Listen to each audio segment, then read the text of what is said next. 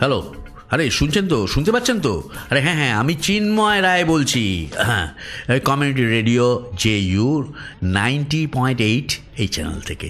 এখানে যে সুযোগ সুবিধেগুলো এরা সৃষ্টি করছেন সেগুলো আমাদের বাঙালি সমাজের ক্ষেত্রে যারা বিভিন্ন আর্ট মিডিয়াতে বিশেষ করে অভিনয়, গান, শ্রুতি নাটক চর্চা করেন, অনেকেই দেখা যায় যে অন্ধকারেই পড়ে থাকেন, কিন্তু তাদের আলোতে টেনে আনার দায়িত্ববোধ নিয়ে এদের প্রচেষ্টা অত্যন্ত প্রশংসনীয়। সেদিক থেকে আমারও একটা মেসেজ রইল আপনাদের কাছে, শ্রোতাদের কাছে, যদি মনে করেন যে এর মধ্যে স্পার্ক আছে কোনো ছেলের মধ্যে গান গাইবার, কবিতা বলার, অভিনয় করার, যে কোনো ক্ষেত্রে, তারা কিন্তু আমার মনে হয় এখানে যোগাযোগ করলে ভবিষ্যতে একটা কেরিয়ার, সুন্দর কেরিয়ার তৈরি করতে পারেন এবং নিজেদের প্রকাশিত করতে পারেন। আমি চিন্ময় রায়। আমি বলছি যে আমি যেমন শুনছি এবং আমার বউকে বলেছি শুনতে, কিন্তু বউ শুনলেই তো হবে না, আপনাদেরও শুনতে হবে। আমিও শুনছি, আপনারাও শুনুন, এনজয় করুন। ওকে, আপনারা শুনছেন community radio JU at 90.8 megahertz. Community radio JU 90.8 megahertz.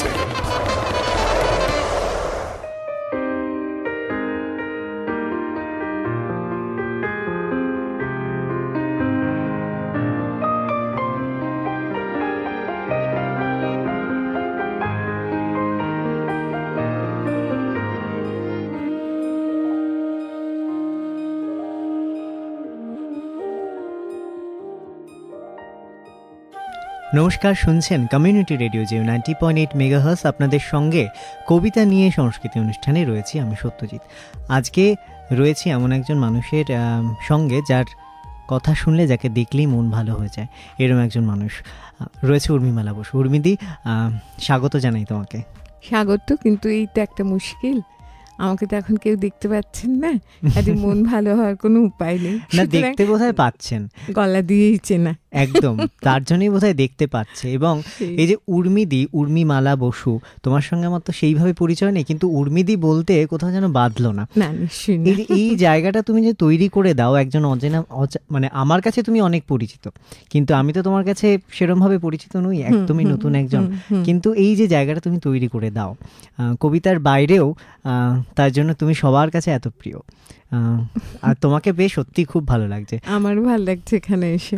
আচ্ছা, আমাদের অনুষ্ঠানের বিষয় তুমি জানো যে কবিতা নিয়ে অনুষ্ঠান, আর কবিতা নিয়ে যখন অনুষ্ঠান, তখন শুরুতেই বলি যে তোমার কাজের সঙ্গে কবিতা ওতপ্রোতভাবে জড়িত। তুমি কবে থেকে জড়িয়ে গেলে এই কাজের সঙ্গে? বৃত্তি হিসেবে জড়িয়ে গেলাম, তার একটা সালতামামি আছে, কিন্তু আসলে কবিতার সঙ্গে তো যে আমাদের সহবাস কথাটা বোধহয় ঠিক, সেটা বোধহয় আজন্ম। ওই আতা গাছে তোতা পাখি, চাঁদ উঠেছে ফুল ফুটেছে, কিংবা ধরো অজগর আসছে তেরে, আমটি আমি খাবো পেড়ে, মানে যখন আমাদের অক্ষর পরিচয় হয় না, আমরা সদ্য ধরো কথা বলতে শিখেছি, তখনই কিন্তু কবিতাগুলো কানের মধ্যে আসে। কারণ আমাদের সময় দিদিমা বলো, মাসি বলো, মা বলো, যারাই পরিজনরা আমাদের ঘিরে থাকতেন, তারা আমাদের ওই ছড়া টড়া দিয়েই একটা পরিমণ্ডল তৈরি করে দিয়েছিলেন, যে আমরা খেতে খেতে কবিতা শুনতুম। হাঁ করো হাঁ করো হাঁ করো বলার ফাঁকে হয়তো দুটো ছড়া হয়ে গেল, এবং পরের বায়নাটা হচ্ছে আরেকটা বলো, নইলে মুখটা থাকবে, হাঁ করবো না। কাজে সেই অর্থে তারপরে সাহিত্যের সঙ্গে এমন একটা চলাফেরা, আমি সাহিত্যের ছাত্রী, তারপরে আর কোনো বিনোদন ছিল না। লোকে যেমন লুকিয়ে সিনেমা দেখে, আমরা লুকিয়ে গল্পের বই পড়তাম। আমাদের ছুটির সময়, মানে আমি এটা আমার স্কুল ডেজের কথা বলছি, মানে হাতের লেখা আমাদের ছিল, এত পাতা হাতের লেখা লিখতে হবে, এত প্রশ্নমালা অঙ্ক করতে হবে, কিন্তু তার বাইরে আমাদের যে অবকাশ অবসর ছিল, সেটা শুধুমাত্র সাহিত্য পাঠের মধ্যে ছিল। তার মধ্যে শিশুর কবিতা ছিল, শিশু ভোলানাথ ছিল, তার মধ্যে অবনীন্দ্রনাথ ঠাকুর ছিলেন, রবীন্দ্রনাথের ছোটবেলার লেখা ছিল, ডিটেকটিভ বই ছিল, কিরিটি রায় ছিল। মানে এইরকম করতে করতে, মানে দুপুরগুলো আমাদের সব অদ্ভুত অদ্ভুত রোমাঞ্চে ভরা ছিল, সেটা কিন্তু সাহিত্যের হাত ধরে ধরে। কাজেই সেই হিসেবে না, সাহিত্য বলো বৃহদার্থে যদি সাহিত্য বলো আর যদি একটু ছোট করে বলো কবিতা, সে কখনো ছেড়ে যায়নি, সবসময় সঙ্গে আছে। একদম। আর এই সঙ্গে থাকা কবিতার পাণ্ডুলিপি আজকে বেশ কিছু আছে তোমার সাথে। হ্যাঁ, কারণ আমার একটা দৈন্য, আমার মুখস্থ থাকে না কবিতা। আমি মঞ্চে অভিনয় করেছি, তখন 3 ঘন্টার নাটকের সমস্ত সংলাপ আমার আয়ত্তে থাকে, কিন্তু কবিতা বলতে গেলে আমার না ভীষণ নিজেকে নিধিরাম সর্দার মনে হয়, তো মনে হয় যে হাতে যদি খাতাটা না থাকে যদি ভুলে যাই, সেই জন্য একটা থাকে। সেই জন্য আমি এত সশস্ত্র হয়ে এসেছি যে স্মৃতি থেকে না পারি খাতা খুলে পড়তে পারবো। তা একটা কিছু শুনবো আমরা। আমার একটি খুব প্রিয় কবিতা, কবির এখনো খুব নাম হয়নি, রুদ্র গোস্বামী, সে কবিতা, তার একটি কবিতা আছে 21 আগুন রঙের পাখি।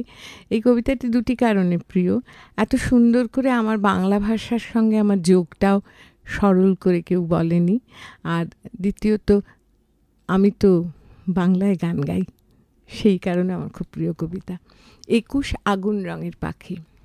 21 কি মা? 21 একটা পাখির জন্মদিন। পাখি, ওর কি নাম, কি রং? ওর নাম বাংলা ভাষা, আর ওর আগুন রং। ও কোথায় থাকে? তোমার আমার আমাদের বুকের মধ্যে থাকে। আমার বুকেও আছে, আছে তো। ইস, ওর কষ্ট হয় না, উঠতে ইচ্ছে হয় না? ওরে তো, এই যে আমি কথা বলছি তোমার দিকে উড়ে যাচ্ছে, তুমি কথা বলছো আমার দিকে উড়ে আসছে। কোথায়? দেখতে পাচ্ছি না তো। এই যে তুমি নিঃশ্বাস নিচ্ছ, নিঃশ্বাসকে দেখতে পাচ্ছ? পাচ্ছি না তো। ও কি নিঃশ্বাসের মতো মা? এতক্ষণে ঠিক বুঝেছ। ও বুকের মধ্যে কোথায় থাকে? আমার বুকে কান পাতো, কিছু শুনতে পাচ্ছ? পাচ্ছি তো, টিক টিক টিক। ওই শব্দটাই ওই পাখিটার বাসা। এই যে একটা অনুভূতি, এই যে একটা অন্যরকম অনুভূতি, যে অনেক অনেক কথা, মানে অনেক কঠিন কথা, অনেক অনেক বড় কথাকে অনেক ছোট করে অনেক সুন্দর করে বলা। এই তুমি বলছিলে তোমার এই যে বলার অভ্যেসটা অনেক ছোট থেকে ছিল, এবং তোমার দুপুরবেলাগুলো, ছোটবেলার দুপুরবেলাগুলো রোমাঞ্চে ভরা থাকতো। কখনো কবিতার বইতে বা কখনো বা হয়তো রেডিওতেও শুনে সেই যে মহলটা, তখন রেডিও নাটকটা না আমরা একটু পরে শুনেছি, পরে মানে ঠিক বয়সেই শুনেছি। মানে বাড়িতে রেডিও এসেছে তখন 9, মানে যখন গলায় ওই ডালাটা তৈরি হয়, ভীষণ অচেনা অজানা কোনো কিছুর জন্য অকারণে মন খারাপ হয়। 9টাই তো একদম অদ্ভুত সুন্দর বয়স ওইটার জন্য। আর সেই সময় আমাদের বাড়িতে রেডিও এলো, তার আগে অবধি এরকম একটা ধারণা ছিল বাড়িতে রেডিও এলেই ছেলে মেয়ে বকে যাবে, পড়াশুনো করবে না। কিন্তু রেডিওকে কি আটকানো যায়? 7:40 গান, বাড়িতে রেডিও নেই তো কি? রবীন্দ্রসঙ্গীত হতো একটা সকালবেলায়, সে ঠিক চলে আসতো কানে পড়া। এবং ওই যে রেডিওর সঙ্গে একটা অ্যাসোসিয়েশন অজান্তে অগোচারে হাওয়ায় হাওয়ায় ঘটে যেত। ওই গানটা না আমার পরে এখন মনে হয়েছে আমাদের সারা দিনটাকে না খুব চাঙা রাখতো, সুস্থ রাখতো, একটা গানের ধারা ভেতরে বইতো। হয় না, সকালে অনেকের অনেক রকম আছে, কেউ স্তোত্রপাঠ করেন, কেউ মন্ত্রোচ্চারণ করেন। আমার কাছে ওইটা মনে হতো যে ওইটা আমাকে একটা সারা দিনের মতো স্নান করিয়ে দিল। এই যে আমি এই কারণেই জানতে চাইছি যে সেই সময় তো বলছে যে বিনোদন মাধ্যম অনেক কম ছিল, তাই এগুলোকেই চেটেপুটে খাওয়া এবং এগুলোতেই মুড়ে থাকা। কিন্তু এখন এই সময় দাঁড়িয়ে যখন আমরা রেডিওতে আজকে অনুষ্ঠান করছি কবিতা নিয়ে, তখন তোমাকে আজকে অনুষ্ঠানের শুরুতে বলছিলাম এটা উর্মিদি আমরা একটা লড়াই করার চেষ্টা করছি, কারণ কবিতা নিয়ে শুধু অনুষ্ঠান করার মতো বোধহয় মিডিয়ারা সেইভাবে ভাবছে না। এবং যারা আমরা কবিতাকে ভালোবাসি, কবিতা নিয়ে বাঁচতে চাই, তাদের জন্য এটা খুব একটা ভালো দিক নয়। তাই আমরা চাইছি যে কবিতার এই লড়াইয়ে আমরা সবাই একসঙ্গে লড়তে। এইখানেই আমার প্রশ্ন যে এখন তো বিনোদনের অনেক মাধ্যম, এখন অনেক সহজ মাধ্যম এসে গেছে, সবসময় আমরা 24 ঘন্টাই বিনোদনের মধ্যেই বাঁচছি। সেক্ষেত্রে এটাও বলি পাশাপাশি যে এখানে আমাদের অনেক এরকম মানুষ এসছেন যারা হয়তো পরিচিত, বেশ পরিচিত, এবং তারা হয়তো তোমার হাতে গড়া, এরকম এসে প্রত্যেকেই তোমার নাম জগন্নাথ বসুর নাম বলে, যে তোমাদের হাতে গড়া। এটাও একটা প্রজন্ম, এটা একটা তোমাদের পরবর্তী প্রজন্ম। কিন্তু এখন যেই প্রজন্ম বড় হয়ে উঠছে তাদের কাছে অনেক মানে তাদের কাছে কি কবিতা সেইভাবে পৌঁছচ্ছে, বিনোদন হিসেবেও হোক বা তাদের বেঁচে থাকার একটা আশ্রয় হিসেবেও হোক? তোমার কি মনে হয় যে সেখানে কোথাও একটা ফাঁক পড়ে যাচ্ছে? একটা কি হয় যে আমি নাম করে বলতে পারি, একদম কবিতা একটা ধারায় চলতো, কেমন, আমি খুব পুরনো কথা বলছি না, ধরো সাম্প্রতিক চেনা মুখের মধ্যে বলি, ব্রততী বন্দ্যোপাধ্যায় এই বাঁকটাকে না ঘুরিয়ে দিলেন, পরিষ্কার একদম মুখোমুখি দাঁড় করিয়ে বলে দিলেন যে হ্যাঁ এটা তোমার বৃত্তি হতে পারে, এইটাই তোমার সেই নৌকোটা যেটা নিয়ে তুমি বাণিজ্যে ভাসতে পারো। আমি বাণিজ্য কথাটা সচেতনভাবে ব্যবহার করেছি, কেমন, এবং শুধু বাণিজ্যে কেন, সেটাই তোমার সেই নৌকো যেটাতে তুমি ময়ূরপঙ্খী নাও, তোমার মনও সাঁতার দেবে। এইটা কিন্তু এই প্রজন্মের মানুষ যে বোঝে না তা নয়, কিন্তু আমার এখানে কিছু বক্তব্য আছে। একলব্য অনেকেই, কিন্তু নকল নবিশি দিয়ে তো ব্রততী হওয়া যাবে না। তোমার গ্রহণযোগ্যতা না থাকলে তো তোমার তরি তো একদম ফুলে ফালে ভরে যাবে না। কাজে সেদিক দিয়ে না, মানে কবিতা অচ্ছুত নয়, কবিতা শেখার খুব আগ্রহ আছে। সেই সঙ্গে যেটা আছে সেটা হচ্ছে বাচিক শিল্পকে আশ্রয় করে একটা চটজলদি সাফল্যের রাস্তা, যে রাস্তাটা সুগম কিন্তু স্থায়ী নয়, যে কোনো মুহূর্তে তাসের ঘরের মতো ভেঙে যেতে পারে। সেই কারণে আমার মনে হয়েছে যে লোকে ব্যাপারটা নিয়ে ভাবে টাবে এবং মনে করে যে এটা তুড়ি দিয়ে উড়িয়ে এইটাকে বৃত্তি হিসেবেও গ্রহণ করা যায়, এটার পথ যে কত কঠিন সেটা লোকে ভাবে না। এই একটা কুফল হয়েছে, কারণ চর্চা করার জন্য চর্চা করার অবকাশ কম। ছেলে মেয়েদের এখন বাবা মারা অন্যভাবে তৈরি করেন, কোনো তফাৎ না করে। একটি ছেলে পড়াশুনো শিখে কলকাতার বাইরে দূর দেশে যেমন চাকরি করতে যায়, একটি মেয়েও যায়, সমভাবে যায়। সেক্ষেত্রে কবিতা আশ্রয় করে তো যায় না। সুতরাং একটা প্রশ্ন এসেই যায়, ঘরের খেয়ে বনের মোষ তাড়াবে কিনা। সেই জায়গাটা কবিতা এখনো আমাদের বিনোদন বলবো না, আশ্রয় হিসেবে যতখানি কাজ দেয়, ঠিক ততখানি আর্থিক আশ্রয় হয়ে ওঠেনি। কিন্তু এই আর্থিক আশ্রয় নিশ্চয়ই তো হয়ে ওঠার একটা পথ আমরা এই মুহূর্তে হয়তো খানিকটা হলেও দেখতে পাচ্ছি, পথ এবং তোমাদের হাত ধরেই সেই দেখতে পাওয়া অনুশীলন টিলন যেগুলো, Rome was not built in a day, তাই নয়, সেইটা ভাবে না। এই একটি ছবি দেখেছি সাম্প্রতিক, প্রত্যেকটি শিল্প মাধ্যম যেহেতু পরস্পরের হাত ধরে থাকে, সেই জন্য আমি সেটাও উল্লেখ করছি। ধনীর মোহাম্মদ, বলো নামটা, আমাদের ধনীকে নিয়ে একটা হয়েছে, কি আমার নামটা মনে নেই, কিন্তু ছবিটা দেখার খুব প্রয়োজন আছে। ছবিটা একটা মহান চলচ্চিত্র নয়, কিন্তু ছবিতে না ওই পথ ভাঙাটা দেখিয়েছে, আনটোল্ড স্টোরি, এবং মহেন্দ্র ধনী এবং আনটোল্ড পথগুলো দেখিয়েছে, যে পথগুলো শুধু ক্রিকেটে নয় কবিতাতেও জরুরি। বেশ, আমরা আরেকটু শুনবো কবিতা নিয়ে আলোচনায়। আমরা একটা সময় বিরতির, কিন্তু বিরতিতে যাই একটা কিছু শুনতে শুনতে। একটু আমার বুড়ো বয়ফ্রেন্ডকেই আশ্রয় করি, 155 বছর তার বয়স। সবাই বলে তিনি নাকি তার, আমি খুব ভাগ দিতে নারাজ। রবীন্দ্রনাথের খুব চেনা কবিতা, পরিচয়। একদিন তরিখানা থেমেছিল এই ঘাটে লেগে, বসন্তের নূতন হাওয়ার বেগে। তোমরা শুধাইছিলে মোরে ডাকি, পরিচয় কোনো আছে নাকি, যাবে কোনখানে? আমি শুধু বলেছি কে জানে। নদীতে লাগিল দোলা, বাঁধলে পড়িল টান, একা বসে গাহিলাম যৌবনের বেদনার গান। সেই গান শুনে কুসুমিত তরুতলে তরুণ তরুণী তুলিল অশোক। মোর হাতে দিয়ে তারা কহিল, এ আমাদেরই লোক। আর কিছু নয়, সে মোর প্রথম পরিচয়। তারপরে জোয়ারের বেলা সাঙ্গ হলো তরঙ্গের খেলা। কোকিলের ক্লান্ত গানে বিস্মৃত দিনের কথা অকস্মাৎ যেন মনে আনে।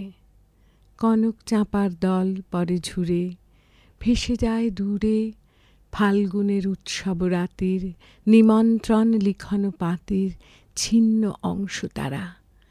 ভাটার গভীর টানে তরীখানা ভেসে যায় সমুদ্রের পানে। নূতন কালের নবযাত্রী ছেলে মেয়ে শুধাইছে দূর হতে চেয়ে, সন্ধ্যার তারার দিকে বহিয়া চলেছে তরণীকে। সেতারেতে বাঁধিলাম তার, গাহিলাম আর বার, মোর নাম এই বলে খ্যাত হোক, আমি তোমাদেরই লোক, আর কিছু নয়, এই হোক শেষ পরিচয়।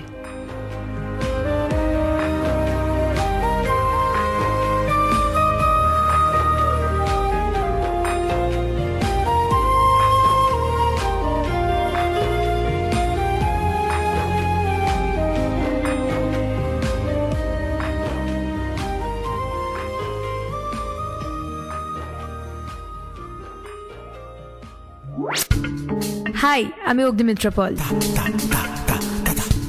ছোটবেলাটা কেটেছে আসানসোলে, তখন রেডিওটাই ছিল একমাত্র এন্টারটেইনমেন্ট। যাদবপুরে MBA করার সময় প্রথম ইউনিভার্সিটিতে আসা। আজ রেডিও জেইউতে এসে ভীষণ নস্টালজিক লাগছে। রেডিও জেইউ অন্যরকম কমিউনিটি রেডিও, যেখানে অনুষ্ঠান হয় মাইকেল অ্যাঞ্জেলোর মতো মানুষকে নিয়ে।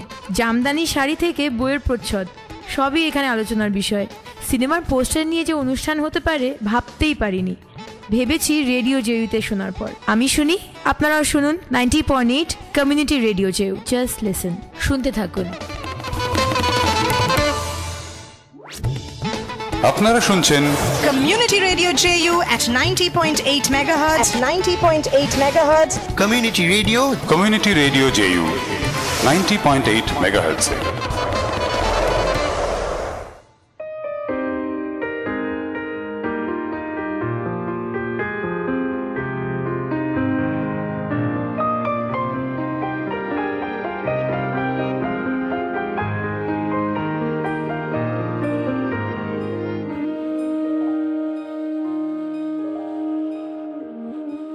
ফিরে এলাম বিরতির পর। শুনছেন কমিউনিটি রেডিও জেইউ 90.8 মেগাহার্টজ। আপনাদের সঙ্গে রয়েছে কবিতা নিয়ে সংস্কৃতি অনুষ্ঠানে আমি সত্যজিৎ, আর আমার সঙ্গে রয়েছে আজকে উর্মিদি, আমাদের সকলের প্রিয় উর্মিমালা বসু।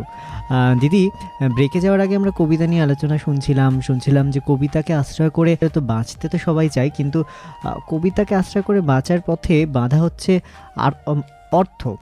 সেইভাবে হয়তো আর্থিকভাবে আমাদেরকে সমৃদ্ধ করে না এখনো পর্যন্ত কবিতা বা আবৃত্তি শিল্প। কিন্তু তোমরা তো একসময় সেই সাহসটা দেখিয়েছিলে, সেইটা যদি একটু বলো যে সেটা ঠিক কিরম ছিল সেই সময়টা, বা কি ভেবে এই পথে নামা? দেখো, একটা সময় ঠিক মানে অডিও আর্টিস্ট বলতে যাকে আর কোনো মাধ্যমে দেখা যায় না, আমি অনেক বছর ধরে সেরকম ছিলাম। রেডিওতে নাটক করেছি, যেগুলো কমার্শিয়াল ছিল, কলকাতা বড়লিনের সংসার, এই সমস্ততে নাটক করেছি। মঞ্চে কিছু করিনি, পর্দার প্রশ্নই ওঠে না। কিন্তু ক্রমশ আমরা আমাদের মাধ্যম পাল্টেছি। প্রথমত সেই নবীন, সেই আধুনিক, যে গতানুগতিকতার সঙ্গে চলতে পারে, স্রোতে গা ভাসাতে বলছি না, চলতে পারে, যে নতুনকে অ্যাকসেপ্ট করতে পারে। নতুন তো হবেই, কালকের দিন আর আজকের দিনকে এক হবে? আর আজকের দিনের বাসায় তো কালকের দিনের জায়গা হবেও না। তা বলে কি আমি ফেলে দেবো? আমি সেটা গ্রহণ করব না, আমাকে তো গ্রহণ করতেই হবে। কিন্তু সেইভাবে শুধু কবিতাকে বৃত্তি করে কিন্তু সাফল্যের পথ মুখ বোধহয় ব্রততী দেখেছে। কারণ আর যারা পূর্বসূরি তারা কোনো না কোনোভাবে অন্য কাজের সঙ্গে যুক্ত ছিলেন, থেকেও তারা অনেকটা সময় বের করে নিয়েছিলেন এই শিল্প মাধ্যমের জন্য। সেটা তাদের ভাত জোগায়নি, মাখন জুগিয়েছিল। কেমন? আমি কিন্তু সেই দলে যার মনে হয়েছিল বৃত্তি হিসেবে আমি এটাই নিতে পারি। আমি কেন বলছি ব্রততী সাহস? কারণ ব্রততী একক, আমি তো একক নই, আমার একটা যৌথ পরিচয় আছে। সেক্ষেত্রে একজন ভাত আনলেন, একজন মাখন জোগালেন, সেটা অন্যরকম হতে পারে। কিন্তু আমি এই কারণেই বলছি, কিন্তু আমি হয়তো সেটাই ভেবেছিলাম যে এই মাধ্যমেই আমাদের যা কিছু, এবং তাতে তো একটু সাহস লাগেই। হ্যাঁ, সেই সাহসটা দেখিয়েছি, বিশ্বাস ছিল যে কাজটা সৎভাবে করি, কাজটা ঠিকভাবে শিক্ষা গ্রহণ করছি, ঠিকভাবে মানুষের মধ্যে কীভাবে তুমি এটাকে বৃত্তি হিসেবে নিতে পারো যখন তুমি অনেক মানুষের মধ্যে এটাকে ছড়িয়ে দিতে পারো।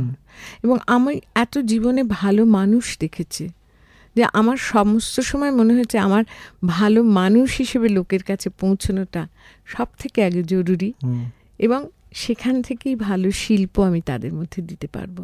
আমার আলোটা যদি ভালো না হয়, আমি যেটা বিকিরণ করবো সেটা কী করে ভালো হবে? সেই আলোর একটা সাধনা, সেই আলোর পথে, সেটা আপন আলো, সেই পথে একটা চলবার চেষ্টা করেছি। সেটা সাহস, সেটা স্থৈর্য, কেন একদিনে কিছু হয়নি। এই যে আমি অনুষ্ঠানের শুরুতেই বললাম যে দেখে মন ভালো হয়ে যায়, নামটা শুনলে মন ভালো হয়ে যায়, গলা শুনলে মন ভালো হয়ে যায়, তার একটা বোধহয় কারণ মানে এইটাও যে এই যে এখন আমরা প্রায় একটা কথা শুনি যে চারিদিকে যা ঘটছে, কাউকে তো একটা ভালো মানুষ দেখি না, সবার মধ্যেই কিছু না কিছু সমস্যা। কিন্তু এই যে তোমার আলোচনার মধ্যে যে তুমি বললে এই কথাটা যে কত ভালো মানুষ পেয়েছি, কত ভালো মানুষ, এবং এই যে ভালোর যে প্রতিফলন সেটা বোধহয় তোমার মধ্যে থেকেই সবসময় ঘটছে। সবসময় তুমি যদি ভালো ভাবো না, তুমি দেখবে তোমার মুখটা খুশি খুশি। আমি অনেক সময় না রাস্তায় লক্ষ্য করি, যেতে যেতে আমি দেখেছি প্রচণ্ড ভিড়, রাস্তায় জ্যাম, বাসেতে না একটা উজ্জ্বল মুখ, সে না কানে ফোনটা নিয়ে, তার পৃথিবীতে কিচ্ছু নেই হাসি মুখে, হয়তো ও প্রান্তে যে আছে তার সঙ্গে সে এমন কোনো কথা বলছে যাতে এই ক্লিন্নতাটা সে বাইরে। আবার আমি দেখেছি প্রচুর সুন্দর মুখ, যে মানে মুখটা দেখলেই বোঝা যায় তার মধ্যে খুব অস্থিরতা নেই। আবার প্রচুর কান্নার মুখ দেখি, প্রচুর রাগের মুখ দেখি।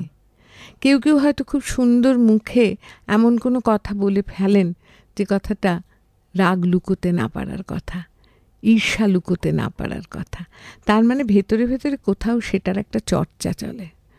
আমি খুব সচেতনভাবে সেগুলোর বাইরে থাকার চেষ্টা করি। আমি সত্যি ভালো মানুষ জীবনে দেখেছি, আত্মীয় স্বজনের মধ্যে দেখেছি, খুব বাড়ির কাছে চৌহদ্দিতে দেখেছি, বন্ধুবান্ধবের মধ্যে দেখেছি, যাদের ক্লিন্নতাটাই আমি বড় করে দেখব না।